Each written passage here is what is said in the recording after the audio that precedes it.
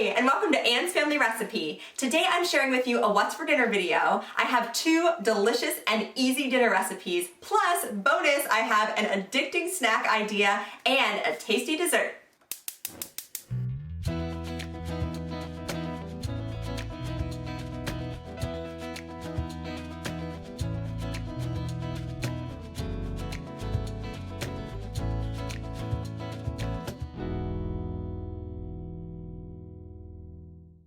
My first dinner was Italian hoagies with baked sweet potato fries. I started by prepping my sweet potatoes. First, I scrubbed and dried them, and then I peeled the sweet potatoes and tried to chop them as evenly as I could into French fry shapes. I know that can be a little bit tricky because potatoes kind of come in all different shapes and sizes, but you just want to make sure that they're cut fairly evenly so that they all bake in the same amount of time.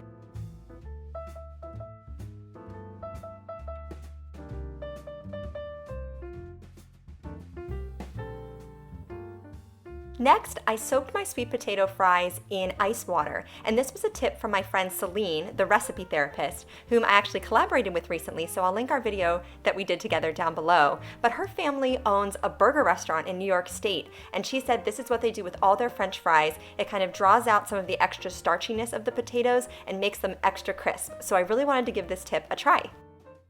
I patted them dry very well with some paper towels, and then I coated my sweet potato fries in about a tablespoon or 2 of cornstarch. And this was a tip that I had seen on the YouTube channel What's Up Moms years ago. And again, this is supposed to kind of enhance that crispiness and give the sweet potatoes a little bit of an extra coating on the outside. At this stage, you could also add some seasoning to your fries too, whether you want to go sweet like cinnamon sugar, or savory, maybe some garlic powder, cayenne pepper, paprika, chili powder, anything like that. I just added a little bit of olive oil to make the seasoning stick and some kosher salt. I spread all my sweet potato fries evenly onto a parchment lined baking sheet, and I sprayed the parchment paper too just to make sure the French fries didn't stick. And then I baked these at 425 degrees for about 30 minutes total. Halfway through, I swapped the baking trays just so that they were cooking evenly, and I also flipped all the French fries over to ensure that each side was getting golden brown and crispy.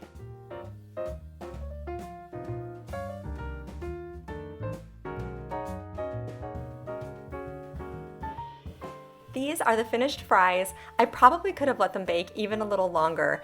I have burnt the last 2 batches of sweet potato fries that I made, so I was being very cautious on this day, but the exterior was nice and crispy, and with a couple extra minutes, I think it would have been just the perfect texture. With that cornstarch coating and having soaked them prior, these sweet potato fries were fantastic. So next, I started preparing my toppings for my easy Italian hoagies, or subs, whatever you say. So I sliced up a tomato, and then I also chopped up several heads of romaine lettuce. I was prepping this for my entire week, so I got out my salad spinner, which I rarely use, but it is so effective. You just chop up all your lettuce first and then rinse it off under cold water and then spin all of that water out. So you're actually kind of chopping up dirty lettuce and then cleaning it after the fact. And don't worry, I did clean off my cutting board before I cut up anything else on it after this. You can see so much water comes out, and you really want your lettuce to be fairly dry before you put it into a Ziploc bag or a Tupperware container. Add a paper towel to absorb any excess moisture, and then zip it up and store it so you can use it for salads throughout the week.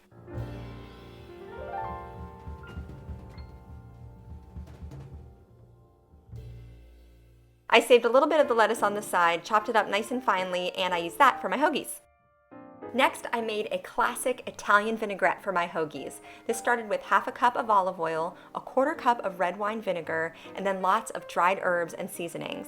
So I added a half a teaspoon of dried oregano, a half teaspoon of dried basil, 3/4 of a teaspoon of dried garlic powder, 3/4 of a teaspoon of sugar, and just about a 1/4 teaspoon of salt, and maybe 1/8 a teaspoon of black pepper. Not too much to start. You can always add more later if you'd like.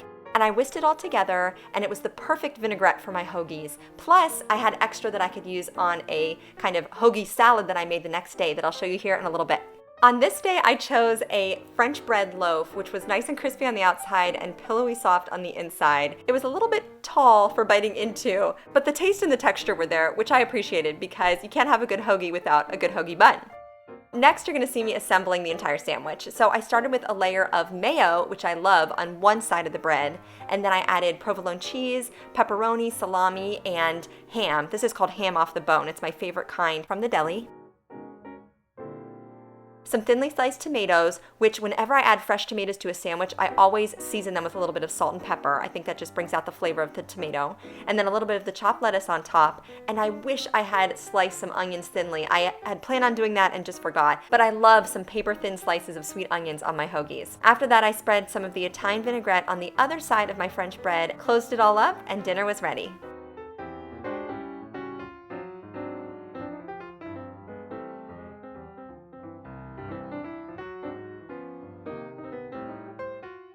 And this is my Italian hoagie salad that I had for lunch the next day. So instead of using my loaf of French bread, I started with my fresh romaine lettuce that I had prepared previously, and I topped it with the sliced tomatoes, green olives, little pinwheels that I made out of the deli meats and cheeses, and I drizzled it with the leftover Italian vinaigrette. And since I'm a Pittsburgh girl, we like French fries on our salads here, so I threw some of those extra sweet potato fries on top for good measure. Next, I'm sharing with you this simple but addicting snack recipe that I saw on Instagram last week from a woman named Jessica O'Donoghue. She has a wonderful lifestyle channel here on YouTube as well, so I'll link her below. She shared this quick recipe for garlic ranch pretzels. So it starts with a stick of melted butter. You mix in a packet of ranch seasoning and garlic powder to taste. I used 2 teaspoons and I liked that amount. I think she had used a full tablespoon, so it's totally up to you. You can kind of customize the flavorings. I whisked that together really well so it was all incorporated, and then I just drizzled this all over top of my pretzels, which I put in a mixing bowl. I stirred them so that everything was evenly coated, and then I placed them onto a parchment lined baking sheet, and these baked at 270 degrees just for about 20 minutes. I allowed them to cool slightly, and then my husband and I dug in. Now, once these were cool completely, you can store them just on your counter in an airtight container, and once they're cold, you're gonna wanna store them right away and just portion these out, because once we started, we couldn't stop eating them. And it was the weekend, so I had made a little kind of tropical cocktail, and we were having a sweet drink and munching on these garlic ranch pretzels. It was such a good snack. Next, I'm preparing my mother-in-law's ham and bean soup. I'm sure many of you made a ham for Easter and were trying to find new and interesting ways to use the leftover ham throughout the week. I cut off any extra meat that I could salvage from the bone. Unfortunately, I only had about a cup of usable ham left. I wish I'd had more, like 2 to 3 cups, but I had only intended on serving this for dinner one night, so it was okay that I didn't have too much. But ideally, you would have about 2 to 3 cups of your cubed ham, and then I put the bone in a large pot and covered it just by about 1 inch or 2 with water. And then to this I added some chopped up carrots and onions, a couple bay leaves, some salt and pepper. I also added in about 1 teaspoon of this chicken bouillon base. I just thought it would add a little extra richness and flavor to the broth. And then my mother-in-law said one of her secrets is to throw in a clove and a little pat of butter too for added flavor and richness. I stirred this all together, brought it to a boil, and then reduced the heat to low so that this broth could simmer for about 2 hours. And I didn't cover it completely, but I did have a lid over top most of the way just so that the liquid wouldn't evaporate too quickly. I then strained out everything from the broth and then chopped up some fresh veggies to add into it. This included 3 carrots, a potato, and half a head of cabbage. And if I was doing this again and I had more ham to kind of bulk up the soup, I would have done the whole cabbage, probably 2 potatoes, and also later on 2 cans of beans. So you can definitely kind of beef up this soup if you need to feed a crowd.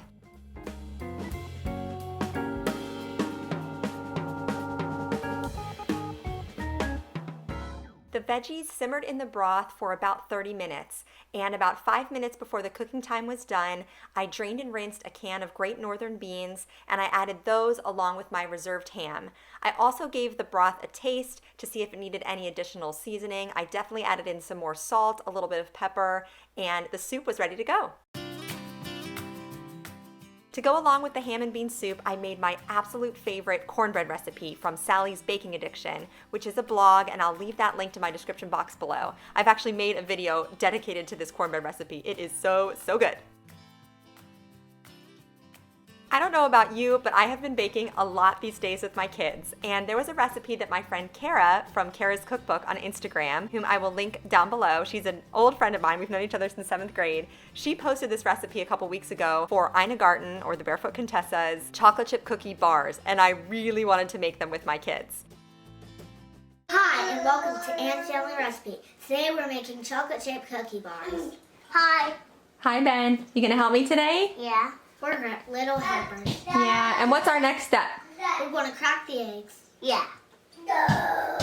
Is that if I crack one with you, Mama? Absolutely. We creamed together 2 sticks of softened butter, a cup of brown sugar, and half a cup of white sugar. I hadn't pulled my eggs out of the fridge, even though it's really important to have your eggs at room temperature when you're incorporating them into cookie batter. So instead, I put them in a bowl of warm water just for about 5 minutes, and that brings them more to room temperature and they're easier to work with. After adding the 2 eggs, we also added 2 teaspoons of vanilla extract. Next, we added in 2 cups of all-purpose flour along with a teaspoon of baking soda and a teaspoon of salt.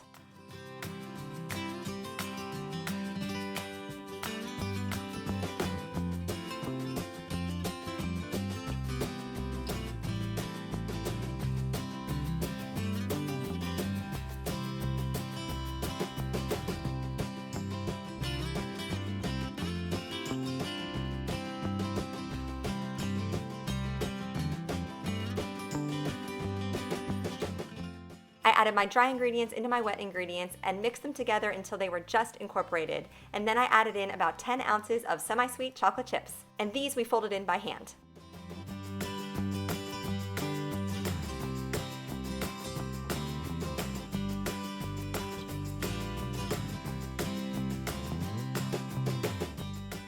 I sprayed my 9 by 13 inch glass baking dish very well with baking spray, and then we spread the cookie batter evenly inside.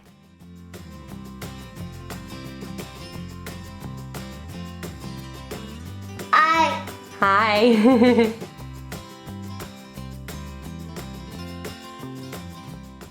These baked at 350 degrees for about 25 minutes. You kind of want to err on the side of underbaked so they're nice and gooey. I will say that these are very soft, and when I'm eating regular chocolate chip cookies, I definitely prefer a more chewy texture, but when we had these warm with a scoop of vanilla ice cream, it was such a comforting, delicious dessert.